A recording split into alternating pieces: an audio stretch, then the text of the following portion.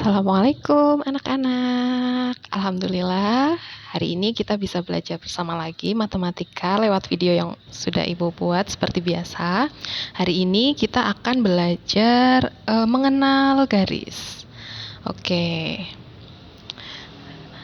Kalau kita mau mengenal garis, berarti kita harus tahu dulu apa itu pengertian garis. Kira-kira apa ya pengertian garis? Ada yang tahu? Oke, untuk memahami pengertian garis dalam matematika ya ini, Ibu akan membuat titik-titik. Titik-titiknya renggang. Titik-titik, Ibu akan membuat titik-titik renggang seperti itu. Terus kemudian titik-titiknya mau Ibu rapatkan lagi. Renggangnya Ibu kasih titik lagi. Terus kemudian yang masih renggang Ibu kasih titik lagi. Lama-lama titik-titik itu menyerupai garis. Oke. Semakin rapat titik-titiknya, semakin mirip dengan garis. Terus kemudian kalau diteruskan terus, titik-titiknya dirapatkan terus, nanti sama seperti ditarik garis lurus. Seperti itu. Nah, ini yang dinamakan garis anak-anak. Jadi, pengertian garis adalah kumpulan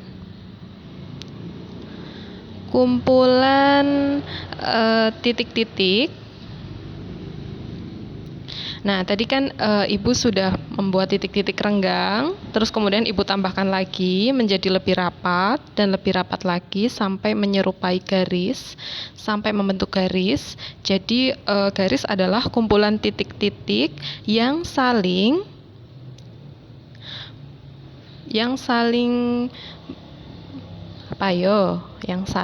berhubungan atau kumpulan titik-titik yang saling berhimpitan. Nah, kalau menjadi satu garis berarti kumpulan titik-titiknya itu ada banyak sekali. Kalau sampai menjadi suatu garis seperti itu. Kalau dalam bahasa matematikanya disebut tidak terhingga atau sulit dihitung atau tidak terhitung karena saking banyaknya titik-titik itu sehingga menjadi sebuah garis. Seperti itu. Terus kemudian dari pengertian itu dapat disimpulkan bahwa garis adalah kumpulan titik-titik yang saling berhubungan. Seperti itu. Terus kemudian selain pengertian, hari ini kita mau belajar apa lagi ya tentang garis? Oke. Tadi sudah pengertian garis, anak-anak sudah paham garis itu apa. Terus kemudian selain itu Ibu mau menjelaskan lagi tentang yang pertama adalah macam-macam garis. Oke. Macam-macam garis. Terus kemudian yang kedua adalah hubungan antar garis. Oke. Hari ini kita akan belajar itu setelah pengertian tadi. Yang pertama macam-macam garis, yang kedua adalah hubungan antar garis. Oke. Nanti dimulai dari macam-macam garis dulu, terus kemudian ke hubungan antar garis. Oke, Ibu hapus dulu supaya bisa lebih memuat materi lebih banyak. Yang pertama, macam-macam garis. Garis itu ada apa saja? Oke. Di kelas 4 ini ada 2 macam garis yang anak-anak perlu tahu, yang harus diketahui dan dipahami. Ada 2. Yang pertama adalah garis vertikal. Garis vertikal. Apa itu garis vertikal? Garis vertikal adalah garis yang tegak lurus atau garis yang berdiri. Tuh, tanda panahnya garisnya berdiri. Itu contoh yang lainnya, Ibu kasih contoh lagi. Itu namanya garis vertikal. Oke. Kemudian selain garis vertikal ada apa? Ada garis apa lagi? Yang kedua ada garis horizontal. Kalau tadi garis vertikal tegak lurus, garisnya berdiri. Kalau garis horizontal adalah kebalikannya. Garisnya datar atau tidur. Tadi berdiri, horizontal, tidur. Seperti itu. Itu misalnya contohnya. Gampang ya, anak-anak paham antara garis vertikal dan garis horizontal. Oke, Ibu ulangi lagi nih. Yang berdiri namanya garis vertikal. Terus kemudian yang datar atau yang tidur namanya garis horizontal. Ada dua macam garis yang anak-anak harus tahu dan harus paham. Tuh, dua garis itu. Terus kemudian setelah macam-macam garis, Ibu mau menjelaskan tentang hubungan antar garis. Oke. Sebelumnya Ibu hapus dulu. Ada apa saja hubungan antar garis? Oke. Selanjutnya hubungan antar garis.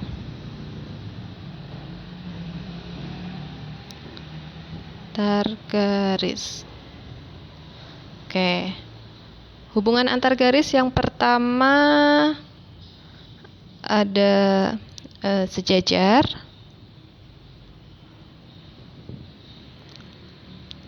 Terus yang kedua berpotongan.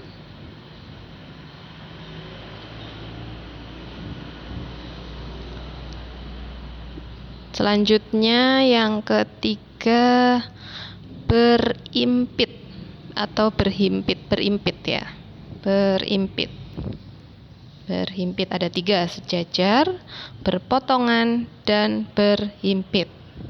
Nanti Ibu mulai dari yang sejajar, terus kemudian yang berpotongan, terus kemudian dilanjutkan dengan yang berimpit. Oke, kita mulai dari yang pertama. Bagaimana garis itu dikatakan sejajar? Oke. Pertama, sejajar. Garis dikatakan sejajar ketika ada 2 garis yang saling berjejeran dan posisinya sama. Misalnya, itu yang pertama ada garis vertikal. Ada 2 garis vertikal berjejer, posisinya sama. Itu namanya garisnya sejajar. Terus kemudian yang kedua horizontal. 2 garis horizontal dan berjejer itu juga sejajar. Bu, terus kemudian kalau miring boleh nggak? Boleh, asal miringnya sama, itu juga masih sejajar. Itu miring ke kanan, Bu, kalau miring ke kiri boleh nggak? Boleh. Miring ke kiri juga boleh, asal miringnya masih sama. 2 garis itu juga masih dinamakan garis yang sejajar. Oke, pokoknya ada 2 garis, posisinya sama, itu sejajar. Tuh. Yang pertama sejajar sudah. Terus Ibu lanjutkan, yang ketiga adalah garis yang berpotongan.